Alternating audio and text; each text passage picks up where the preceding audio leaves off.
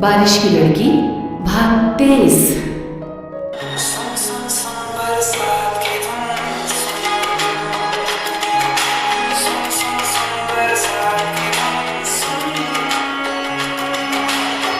एक बार फिर बादल जोरों से घुमड़ घुमड़ कर गरजे तो पंखुड़ी ने रुद्रवीर की नजरों में उलझी आंखों को खिड़की के बाहर कर लिया।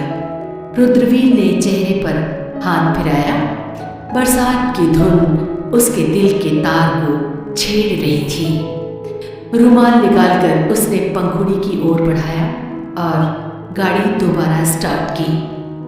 पंखुड़ी ने चेहरे पर ठहरी बूंदों को पोंछ लिया और ड्राइव करते हुए रुद्रवीर के बालों में ठहरे बूंदों को पोंछकर रुमाल सामने डैशबोर्ड पर फैलाकर रख दिया। बारिश ने रुद्रवीर के मूड को खुशनुमा कर दिया था और वो अपनी पसंदीदा धुन की व्हिस्लिंग कर रहा था। कौन सी?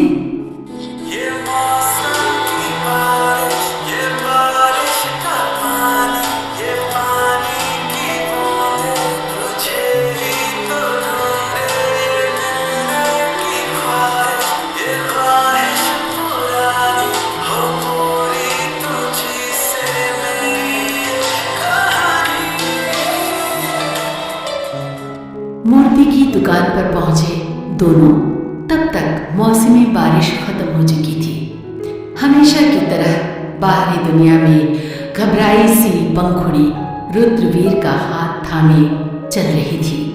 वहीं उसे घबराते देखकर रुद्रवीर कुछ सोच रहा था जो पंखुड़ी के भविष्य के लिए बेहद जरूरी था, क्योंकि उसकी मासूमियत का फायदा उठाने में दुनिया एक पल भी नहीं लगाएगी। दुकान के अंदर बहुत सारी मूर्तियां थीं। नॉर्थ इंडियन होने के नाते कुछ मूर्तियां जो सबके घर में होती हैं वो पंखुड़ी ने खरीदी। माता रानी की तस्वीर, राधा कृष्ण की मूर्ति, महादेव की मूर्ति और भी कुछ तस्वीरें ली थी ताकि घर पर ही एक छोटा सा मंदिर बना सके। और कुछ चाहिए? तुलसी का पौधा। वो क्यों? ओफो साहब, आपको नहीं पता ना, घर में तुलसी का पौधा होना ही चाहिए। पंखुड़ी ने माथा पीटकर इतनी मासूमियत से कहा कि रुद्रवीर को हंसी आ गई। सारा सामान गाड़ी में रखकर वो पंखुड़ी को साथ में लिए हुए प्लांट नर्सरी गया। वहां से गमला सहित तुलसी का पौधा लेने के बाद उसने एक दुकान के बाहर गाड़ी रोकी। हम यहाँ क्यों आए हैं साहब? एक सेकेंड बेटा, अभी पता चल जाएगा। एक्सक्यूज मी, कुछ मेकअप एसेसरीज दिखाइए, उसने सेल्स गर्ल से कहा। तो कुछ ही देर बाद सामने मेकअप के सामानों की भंडार लगी थी। पसंद करो तुम? लेकिन मुझे नहीं चाहिए। प्लीज लो ना। तुम्हारी गहरी आंखों पर काजल कितना खूबसूरत लगेगा। खामखा औरतों को खरीदारी के लिए बदनाम कराया जाता है। यहाँ मुझे जबरदस्ती खरीदारी करवाई जा रही है। तो तुम हो भी तो सबसे अलग। तुम जिद ही नहीं करती किसी चीज की, इसलिए तुम्हारे हिस्से की जिद मैं ही कर लेता हूं। रुद्रवीर ने धीमे से उसके कान में कहा। पंखुड़ी ने एक नजर उसे देखा, फिर उसकी ख्वाहिश के हिसाब से पसंद करने लगी। तुम देखो, मैं कॉल अटेंड करके आया, तुम यहीं रहना बेटा। रुद्रवीर साइड होकर बात करने लगा। पंखुड़ी चीजें पसंद करती हुई बीच बीच में उसे ही देख रही थी। आप बहुत खुशकिस्मत हैं मैम।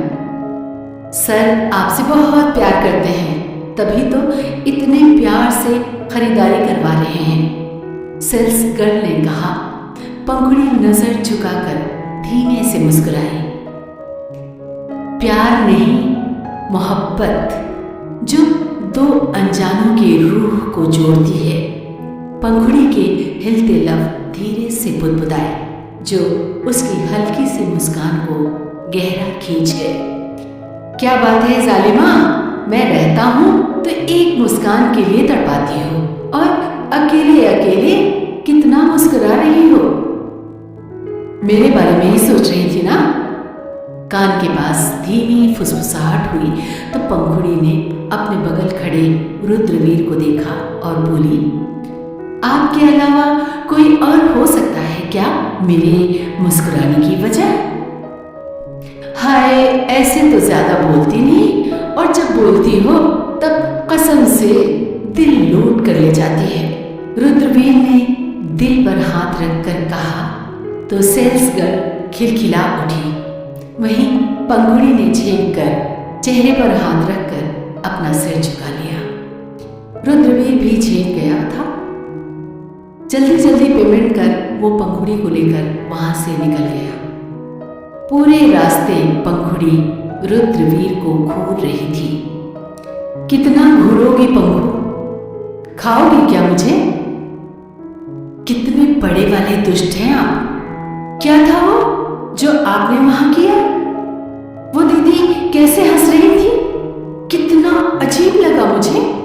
आप ना सच में बहुत बड़े वाले दुष्ट आदमी हैं। पंखुड़ी ने क्यूट सा गुस्सा किया और अपना मुंह फुला लिया। मान जाओ। उसके फूले हुए गाल पर उंगली की पोर से क्लिक करते हुए रुद्रवीर ने प्यार से कहा, और बस इतना ही काफी था उस रूठी लड़की को मनाने के लिए।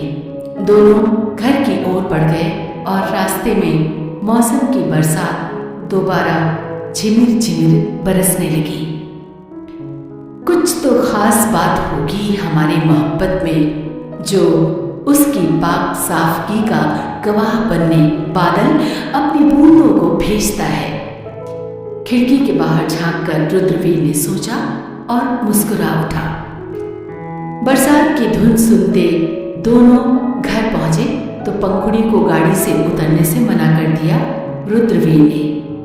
भागते हुए अंदर जाकर छाता लेकर आया।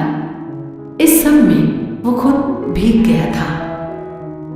कार का गेट खोलकर छाता ओपन कर बोला, अब बाहर आओ पंखु। अब क्या फायदा छाते का, आप तो भीग ही गए ना। कोई नहीं, तुम्हें कैसे भीगने देता, बीमार पड़ जाती तुम। चलो जल्दी। छाते के नीचे पंखुड़ी को लिए खुद भीग रहा था वो। घर में जाते दोबारा उसने सामने वाले घर की बालकनी की ओर नजरें घुमाई। इस बार भी वासु रेड्डी उसे इधर देखता हुआ मिला। रुद्रवीर ने 2 पल उसी ओर घूरा तो वो अंदर चला गया। तू तो ठुकेगा बेटा, वो भी कायदे से। रुद्रवीर ने उसी ओर देखते हुए सोचा, फिर पंखुड़ी को उसके घर छोड़कर अपने भीगे कपड़े बदलने के लिए अपने घर पर चला गया। मिलते हैं अगले भाग में।